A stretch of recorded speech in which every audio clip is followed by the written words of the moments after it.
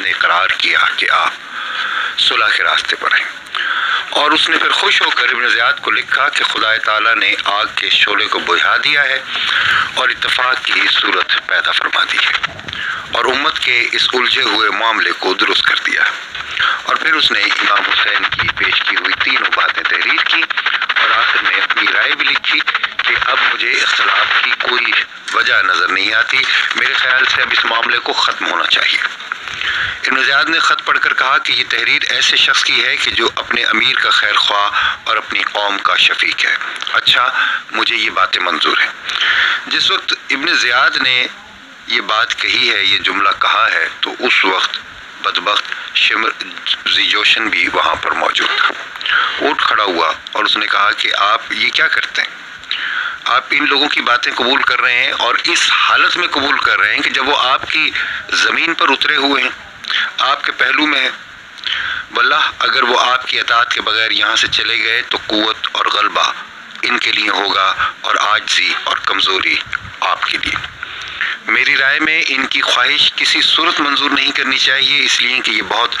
ذلت اور کمزوری کی نشانی ہے۔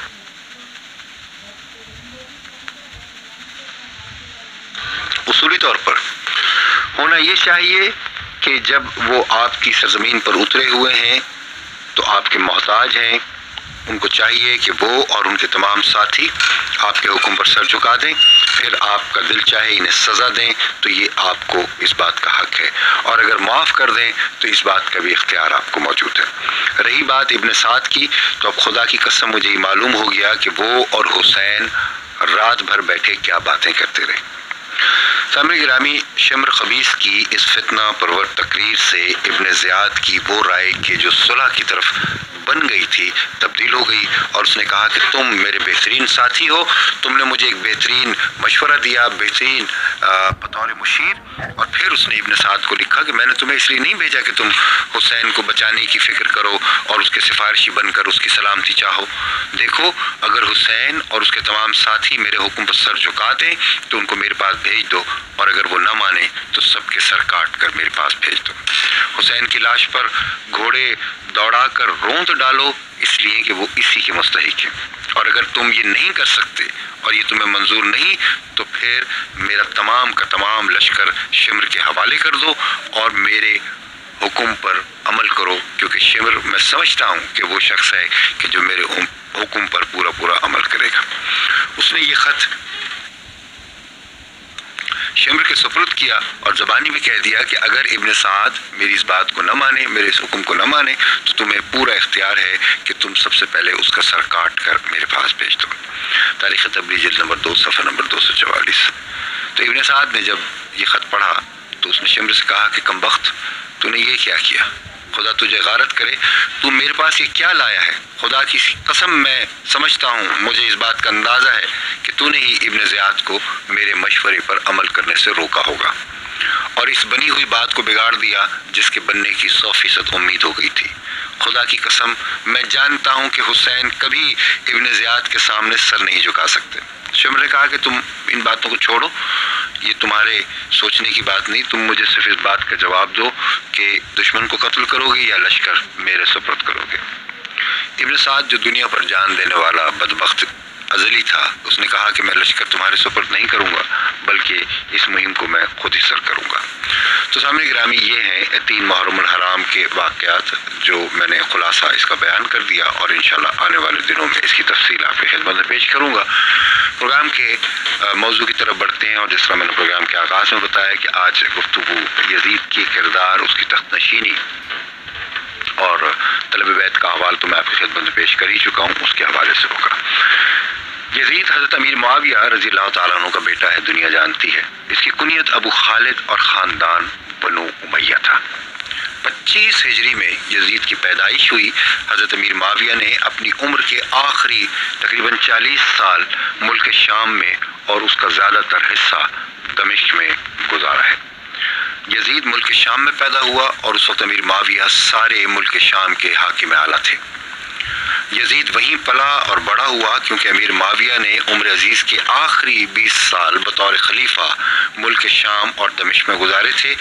اور یہ وہ دور تھا جب पूरी बादशाहत माविया के हाथ में थी, इसीलिए यजीद की परवरिश और पैदाइश इंतहाई शाहाना माहौल में हुई। वो शाहाना तौर अतवार लेकर जवान हुआ। हज़रत अमीर माविया रज़ी अल्लाह ताला अन्हु ने तकवा, परहेज़गारी, इबादत और इत्तबाए रसूल करीम में रहकर जिस तरह अपनी ज़िंदगी गुजारी थी और हुकूमत के मामलात और मुल्की मामलात अपनी निगाह में रखकर अपनी बेहतरीन सलाहियतों के साथ अमूर ममलिकत चलाए थे। यजीद चूँकि शाही माहौल में पलता रहा, बड़ा होता रहा और इस दौरान बिलाशुबा उसे वो ज़ौम होगा कि जो अपने वालिद के वक़ार, रुतबे या हुकूमत में था, इसीलिए वो शायद आला तरीन ओहदे पर फाइज होने का और खलीफा वक्त होने के सबब उसको पूरे माशरे में, पूरे मुल्क में एक इज़्ज़त व वक़ार हासिल था जो कि उसका अपना हासिल करना नहीं था। वो उसके बाप की देन था, वो उसके बाप की कोशिशों और काविशों से उसको मिलने वाली वो ममलिकत थी, वो इज़्ज़त, वो वक़ार, वो रुतबा, वो शान शौकत भरी ज़िंदगी थी। हज़रत अमीर माविया ने उमूर ममलिकत में मसरूफ़ रहकर ज़िंदगी गुजारी। बड़ी सल्तनत के बड़े मसाइल बहुत ज़्यादा, और फिर नबी करीम सल्लल्लाहु अलैहि वसल्लम के सहाबा भी थे जिनके लिए कुरान सुन्नत और हदीस और इत्तबाए रसूल करीम और खिदमत खल्क़ी में खुशी, राहत और सरफराजी थी। वो यकीनन बतौर बाप जो एक शफ़क़त होती है बाप की, उसके तहत तो यकीनन अपनी औलाद से मिलते होंगे, उसके साथ खाना भी तनावल फरमाते होंगे, और चूँकि बड़ी नरीना औलाद थी उनकी तो अपने साथ नमाज के लिए भी ले जाते होंगे या तलकीन करते होंगे या महल में बाकायदा नमाज़ पढ़ने या तिलावत कुरान हकीम के लिए उसे कहते भी होंगे। लेकिन जाहिर सी बात है, इतनी बड़ी ममलिकत के सरबरा होते हुए, यानी कि जितनी बड़ी सल्तनत होगी उतने ज़्यादा अमूर ममलिकत और उतने ज़्यादा मसाइल और उतनी ज़्यादा मेहनत और दिक्कत और तवज्जो उसे हल करने के लिए, तो इतनी ज़्यादा मसरूफियत के सबब आप अपने घर के अफराद और उस पर ज़्यादा जो वक्त देना चाहिए वो यकीनन नहीं दे पाते होंगे। ये मेरी और आपकी भी कहानी है कि हम अपनी औलाद की फ़िक्र माश में जिस तरह सरगर्दा रहते हैं वो तो हम हर तौर पे पूरा करने की कोशिश करते हैं, लेकिन तरबियत में हमसे कहीं ना कहीं कोताही ज़रूर रह जाती है। और जो एक तकाज़ा होता है औलाद को एक बेहतर तरबियत देने का और उसको पालने का, वो यकीनन हम में से बहुत से लोग उस कोताही का शिकार होते हैं और उसके फिर नुकसान भी होते हैं। तो कुछ ऐसा ही था कि आप अपनी सल्तनत में मसरूफ़ थे, यजीद अपनी बेहतरीन शाहाना ज़िंदगी में मगन था और उसके गिर्द खुशामदियों का एक यकीनन टोला जो कि मौका परस्त होते हैं, ऐश परस्त होते हैं, उसके हम उम्र होते हैं, हम ख्याल होते हैं, तो वो एक दोस्तों का हल्का बन गया होगा जिसमें ज़ाहिर है कि कोई एक बुरी बात नहीं लगती, आपको अंदाज़ा नहीं होता कि आपके बच्चों के किस तरह के दोस्त हैं। और वैसे भी फितरतन अल्लाह का नेक बंदा दूसरों को भी नेक ही ख्याल करता है। आदमी की फितरत और किस्मत सामने गिरामी अल्लाह तबारक व तआला ने बड़ी अजीब व गरीब बनाई है। ये इंसान जो है ये पैदा मासूम होता है, फिर अपने माहौल में जब पलता है, बड़ा होता है, जवान होता है, तो कहीं वो बहुत बुरे और गंदे माहौल में रहकर अपने माहौल की तमाम आलूदगियों से ख़ुद को महफूज रखता है, पाक साफ़ रखता है। और कहीं बाज़ औक़ात ऐसा भी होता है कि वो पाक साफ़, प्यार मोहब्बत, ईमानदार, दियानतदार, मुत्तकी, परहेज़गार और हलाल की रोज़ी से पलने वाले माहौल में पलता है, तो इस माहौल की खूबियों से, सिफ़ात से